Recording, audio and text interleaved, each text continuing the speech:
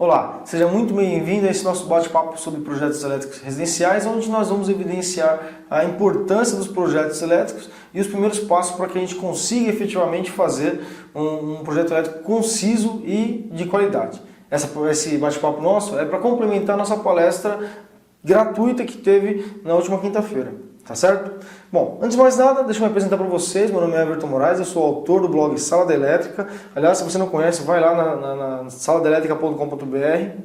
Nós temos bastante conteúdo que vai ajudar com certeza cada um de vocês, tá bom? Na verdade, eu estou na área de treinamento há um pouco mais de 10 anos, então eu fui instrutor da Escola Senai durante 9 anos. Eu também sou instrutor de treinamentos numa indústria e adoro o que eu faço. Na verdade, depois que eu me formei como engenheiro eletricista, eu defini na minha carreira que eu seria instrutor de treinamento e é o que estou fazendo aqui hoje, né? Mas vamos para o que nos interessa de verdade, né? Nós vamos falar então de projetos elétricos residenciais. Não se esqueçam, o que a gente vai falar agora está na apresentação em PowerPoint que eu gerei um PDF e deixei disponível para cada um de vocês fazerem o download, tá certo? Vamos lá então, né? A primeira coisa que eu vou falar para vocês aqui é efetivamente a importância do projeto em uma residência, na verdade, né? Então, o que nós veremos aqui ao longo do nosso bate-papo é qual a importância do projeto em uma instalação elétrica residencial, o que é realmente necessário para que a gente inicie um projeto elétrico em uma residência e o cálculo de área e perímetro, que vai ser a premissa básica para que a gente consiga, né, desenvolver um diagrama elétrico completo, como é o que vocês estão vendo aqui no fundo. Não sei se dá para ver direito, mas é o que vocês estão vendo aqui ao fundo na parede, tá bom? Bom, vamos lá então, né? Qual a importância do projeto elétrico em uma residência, tá? Primeira coisa, garantir a rastreabilidade. Isso mesmo, garantir a rastreabilidade. Quando a gente fala de rastreabilidade, então vocês vão observar que quando eu preciso definir um posicionamento de um circuito, quando eu preciso definir o posicionamento de um componente em uma instalação elétrica, sempre que eu tenho um diagrama elétrico, fica muito mais fácil. Exatamente, muito mais fácil, tanto para mim fazer a instalação dele, quanto para fazer a manutenção. Mas eu vou falar um pouco mais disso daqui a pouco, tá?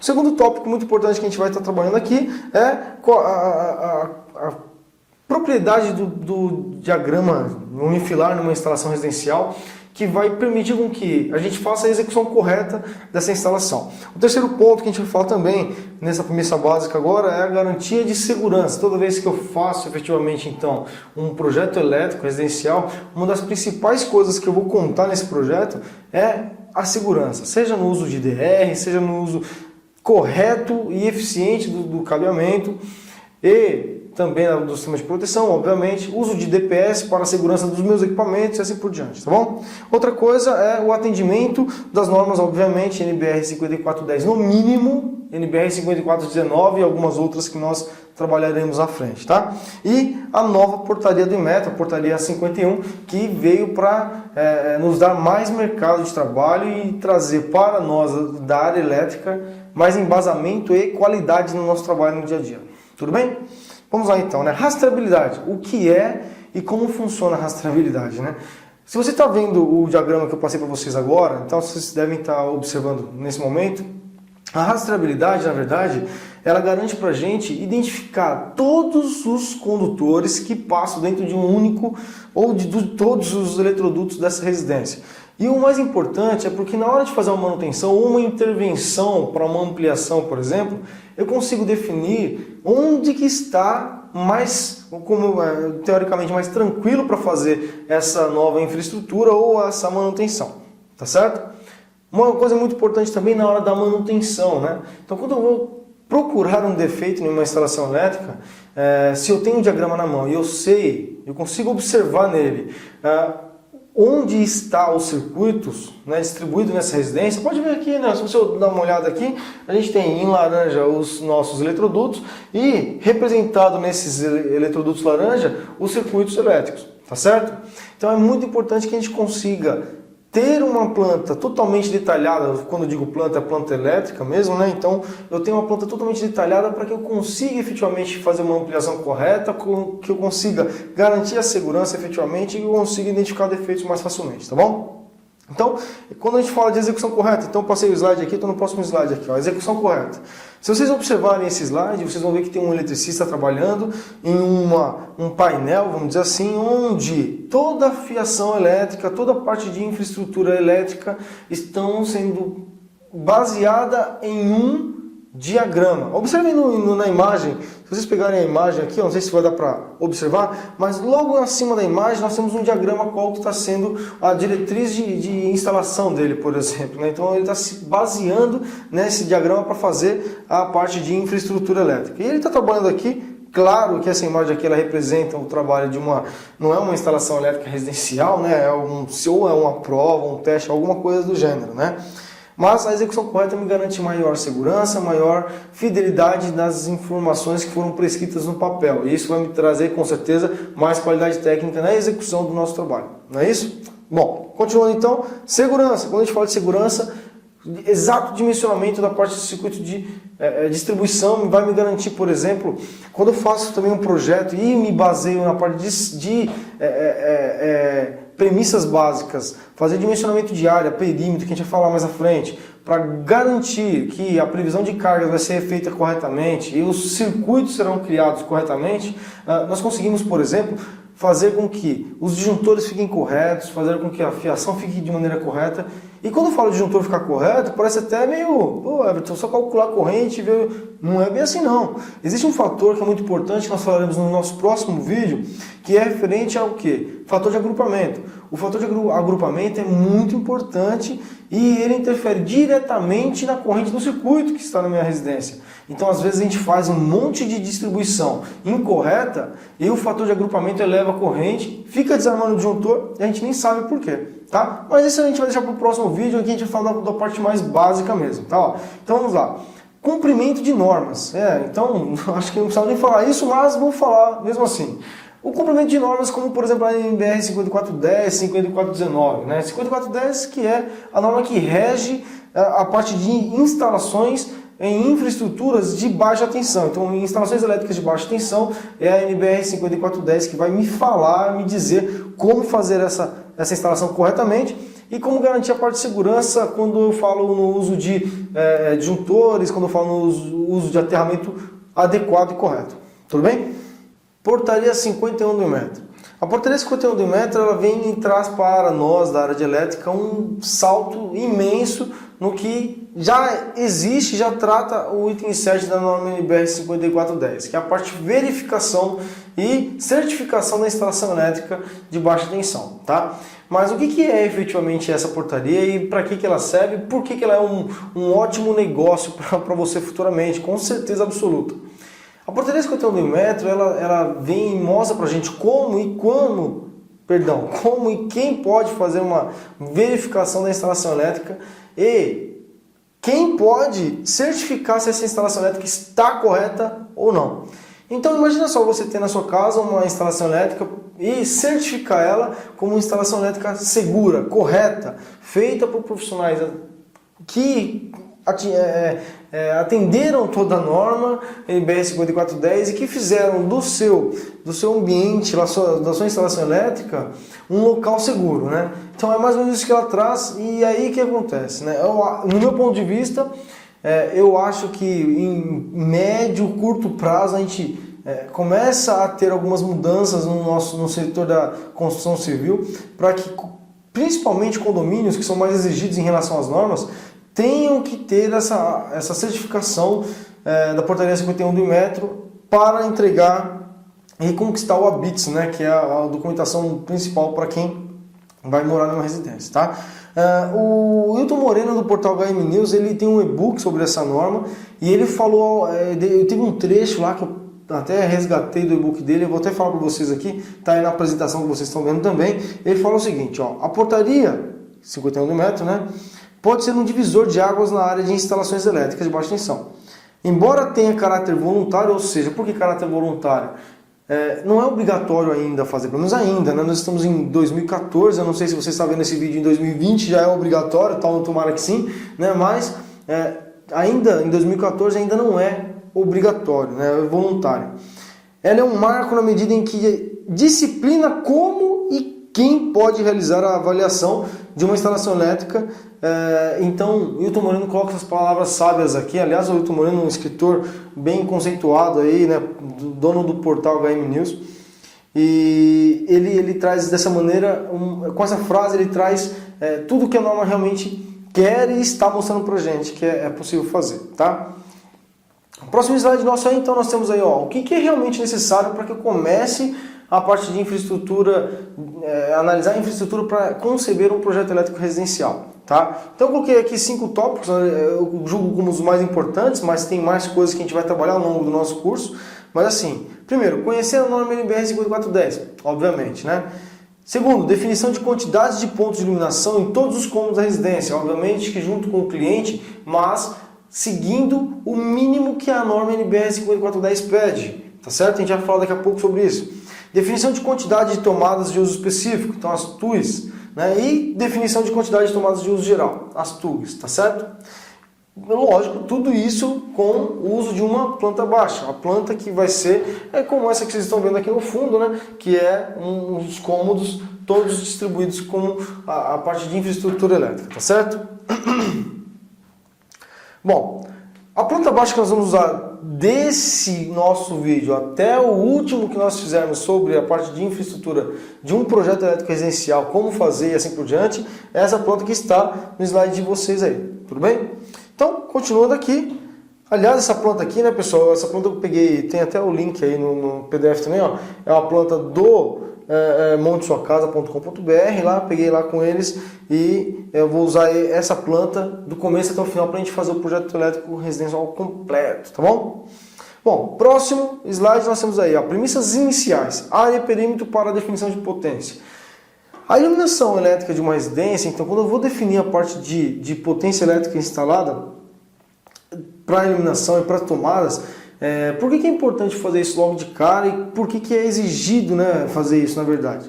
Porque é com base nele que eu vou pegar algumas, que eu vou solicitar, por exemplo, fornecimento de energia elétrica por parte da concessionária de energia, por ele que eu vou acabar definindo, por exemplo, a demanda total instalada, é com ele que eu vou acabar definindo minha proteção elétrica do disjuntor proteção elétrica do relógio padrão e através dela também, desse cálculo de potência, que a gente vai acabar definindo também os condutores que farão a alimentação dos meus quadros, do meu quadro que vai vir, obviamente, do meu relógio padrão, tá bom?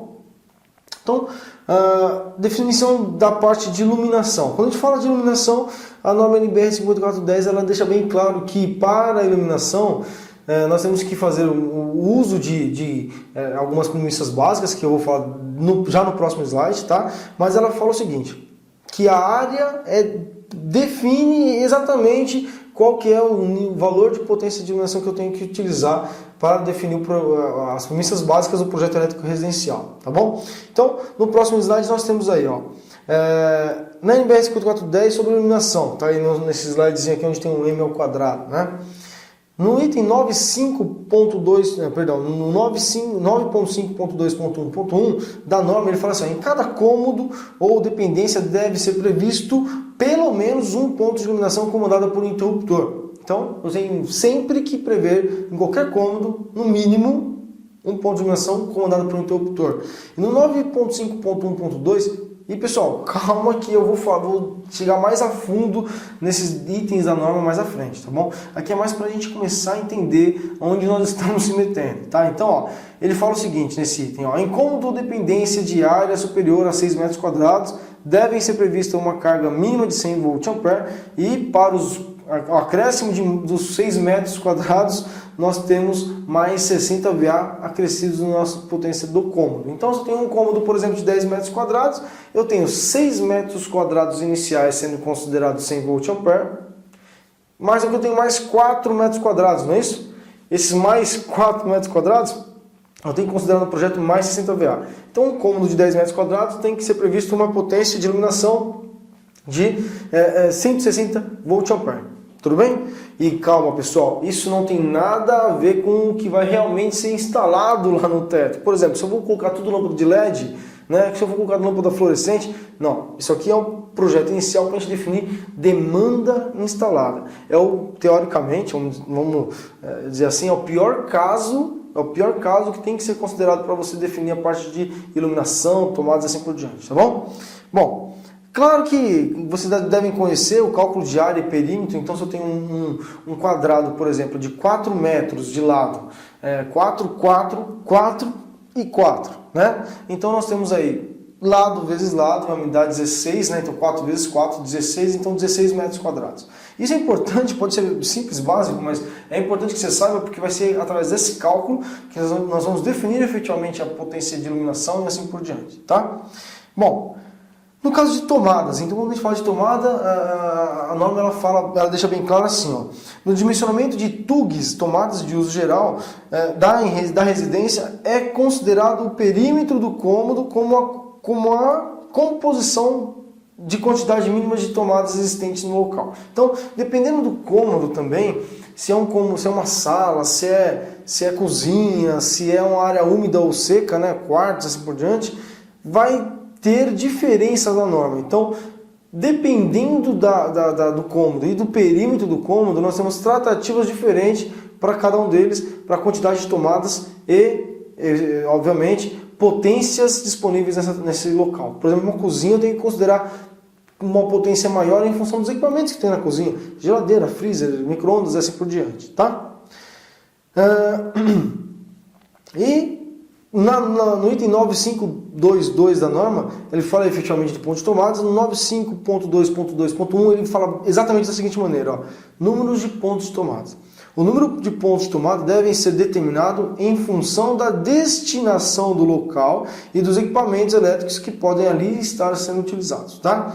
A gente vai ser mais claro em relação a isso. E como o perímetro é quem define, na grande composição aí das tomadas de uma residência, o perímetro é quem define a quantidade de tomadas, então nós temos que conhecer o cálculo de perímetro. O que é o cálculo de perímetro? Olhando aí para a ilustraçãozinha que eu deixei aí, um perímetro eu coloquei aqui de 3 metros de lado, um quadrado de 3 metros de lado. Então, ó, 3, 3, 3 e 3, eu somo todas essas dimensões e eu tenho o perímetro total desse local, tá? Então, 3 metros mais 3 metros, 6 metros, mais 3 metros, mais 3 metros, então eu tenho ao todo 12 metros aí para um quadrado de 3 metros de lado. Na sequência, então, nós temos aqui alguns cômodos dessa planta que eu acabei de mostrar para vocês, que serão considerados e a gente vai montar uma tabela com ela. No final, nós teremos uma tabela onde eu tenho a parte de área, perímetro e, obviamente, as dimensões de cada um dos cômodos, para que a gente possa definir, então, a parte de iluminação e potência, potência de iluminação e potência de tomadas de uso geral desses ambientes. Tudo bem? Então vamos lá. Primeiro exemplo aqui, então, logo no próximo slide, nós temos a área da sala, tá bom? A área e perímetro da sala. A sala que tem 2,70 por 3,20 vai ter uma área de 8,64 metros quadrados e um perímetro de 11,8 metros, tá bom? A cozinha, 2,85 metros de lado por 2,85. Então nós temos uma área de 8,12 metros quadrados e um perímetro de 11,40 metros. Quarto 1, 3,35 e 2,70. Para a área, então, nós temos 9,05 metros quadrados e um perímetro de 12,10 metros de perímetro. Então, cômodo. Quarto 2 agora. Quarto 2 nós temos 2,85 por 2,35.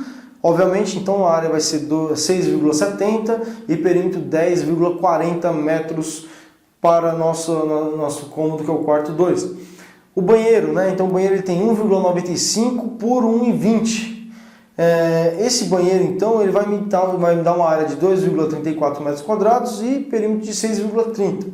Por exemplo, no banheiro, né? No banheiro, na hora de prever na norma, ele me dá uma área de 2,34 metros quadrados. Não chega nem aos 6 metros mínimos pedidos na norma.